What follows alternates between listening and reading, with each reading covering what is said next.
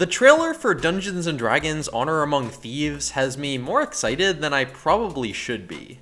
There are plenty of reasons to expect this thing to be terrible. Tonally, it seems to be aping the MCU pretty hard, the plot seems more than a little similar to the first Guardians of the Galaxy, and previous attempts to bring this genre, and especially this game, to the big screen have usually fallen flat. But I wanted to make this video to push back against some of those worries and argue that D&D might be incredibly well suited to blockbuster film in general. I wouldn't bet on this movie being a masterpiece, but I do think it'll be a lot of fun, and potentially a launch point for an amazing cinematic universe. First of all, the trailer alone is leagues better than that thing that happened in 2000. That's not much of a compliment, since that film is truly horrendous. It's completely lifeless when the scenery-chewing villains aren't on screen, the CG monsters look like Nintendo 64 graphics, and most shockingly, it seems like the filmmakers were barely familiar with D&D. The movie is set in an entirely new world with no connection to established D&D settings, and the inclusion of D&D monsters and spells is perfunctory at best. I kid you not, the party runs into a beholder working for a random bandit lord, and they distract it by throwing a rock. Yeah, this famously paranoid creature with eyes literally all over its body, it'll totally fall for the most basic trick imaginable, according to some professional screenwriter. Okay, the new movie is already better because it's clear that the creators know their shit. Druids turning into owlbears notwithstanding, the trailer is packed with iconic D&D monsters, spells, and locations. And the directors and cast seem to be pretty excited about making this movie.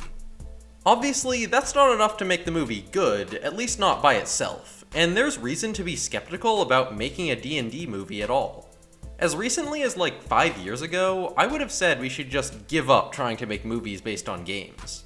There was literally not a single good movie based on a video game at the time, with every one of them either being incredibly overstuffed, missing the point of the game, or just being generally underwhelming. But in the last few years, we've seen that games can be fertile ground for good movies and shows, through things like Detective Pikachu, The Witcher, Castlevania, and especially Arcane. You can even say D&D has seen some success through The Legend of Vox Machina, but since that show is a pretty direct adaptation of an actual narrative, I think it's a different animal. The truth is, making a game movie isn't easy. It's probably not going to work unless your movie can provide something you couldn't get through the game. When you're adapting a video game, this is especially difficult because video games have spectacle and interactivity, while movies only have spectacle. But I think role-playing games have it a little easier because they can't provide the same kind of spectacle in their native medium. D&D is good at a lot of things, but immersive, fast-paced action isn't one of them.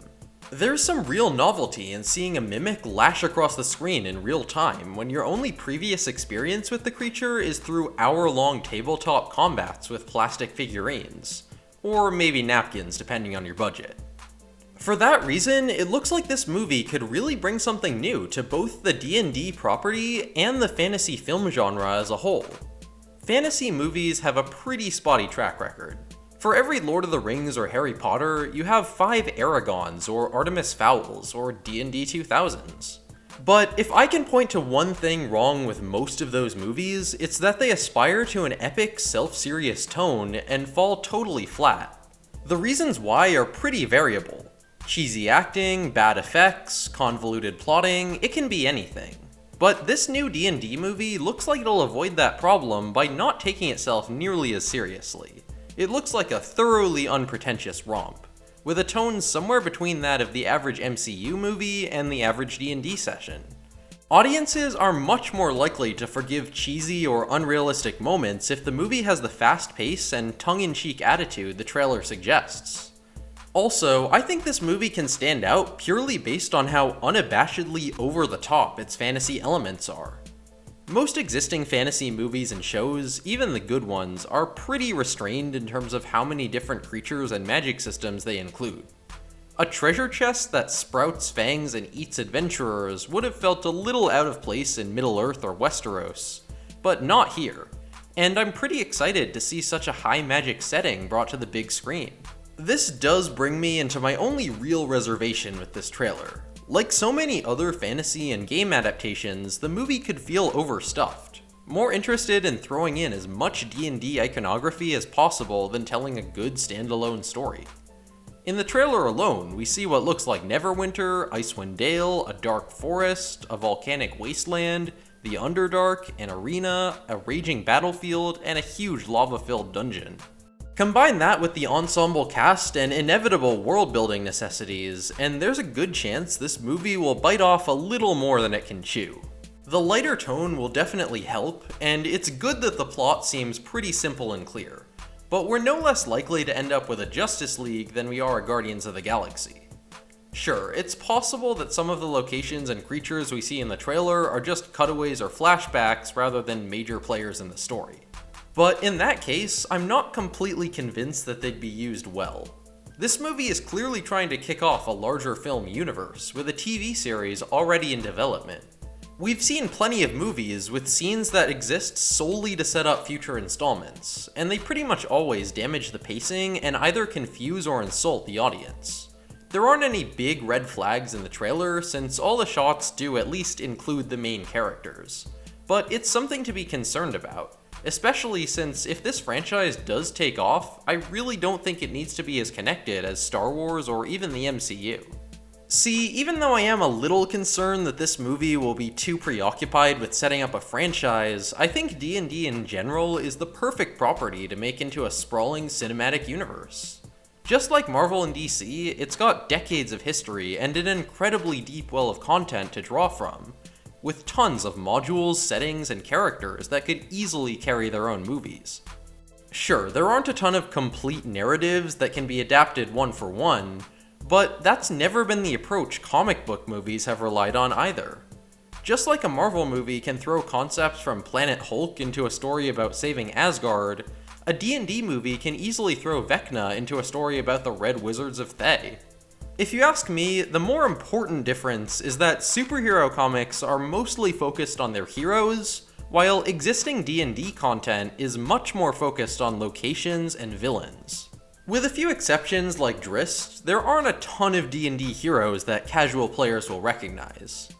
While you might interpret that as a weakness, I see it as more of an opportunity for a different focus. At this point, it's practically a cliche to say the MCU is lacking in the villain front, and its locations aren't especially memorable either. But existing D&D material is full of colorful villains like Xanathar, Strahd, and Zariel.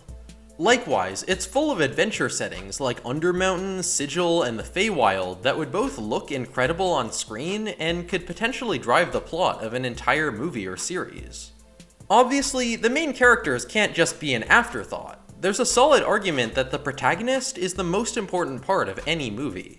But there are still plenty of D&D elements like classes and magic items that can inspire memorable characters. And judging by the Honor Among Thieves trailer, the filmmakers clearly haven't forgotten to include a likable main cast. If anything, they might be less focused on the villain than I might have hoped, but I think it's something to look into going forward, especially if this franchise wants to distinguish itself from the MCU. Now, the more cynical among us might say there isn't room for another franchise on the scale of the MCU, and I sort of agree. But I think the potential D&D cinematic universe won't require nearly the same level of audience commitment, since by and large, these stories are going to be smaller scale than your average superhero movie. Look at every major 5e module. These are usually about the fate of a single city or nation, or sometimes just about the heroes finding fortune or saving their own skin. That's not to say these movies can't feel ambitious or epic.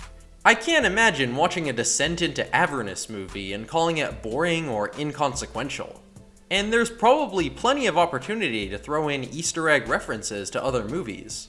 But in D&D, there isn't really an expectation that all the world's greatest heroes will form a team to fight all the world's greatest threats.